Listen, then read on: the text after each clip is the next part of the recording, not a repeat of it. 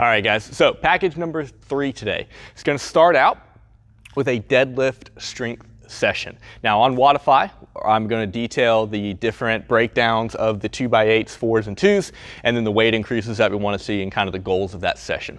What we're going to focus on here today is making sure we're moving well through the 3 movements in the actual AMRAP in the second half of the workout. You've got box jumps, so if you have a jump or a box or something to jump on that's secure, you can do a box jump over. If you don't have access to that, you're going to be doing a no-touch burpee. We also have push presses and we have power snatches thrown in. Now the no-touch burpee, Matt will demo here. It's simply going to be jumping into a plank position. Ooh, I thought you slipped out of that one. Yeah. Goodness.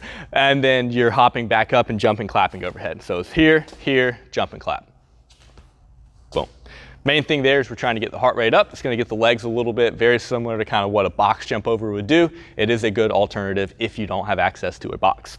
Now, the push press and the power snatch will be performed at the same weight. Push press, you clean it from the ground to the front rack, and then from here, we're using that hip to help dip and drive the bar overhead.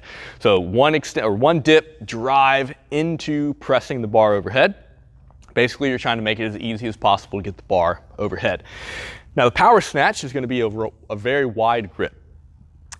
And we'll just go a little more detail here. If you're standing tall, the bar should fall into the hip crease. So if you notice where it's falling into Matt, that is an appropriate distance. So his hands are far enough out. If he was too narrow and brought him in, you see how it drops down. That'd be more of where we'd go for like a clean.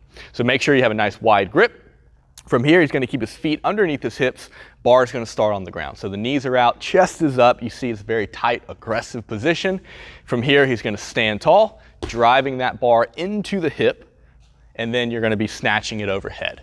So we see if we freeze frame it a little bit, we're going to go from the bottom, hip, jumping, driving, ending with that bar overhead. Your feet can move, dipping under the bar, that's fine. You want to put a lot of power behind the movement. All right, enjoy, guys.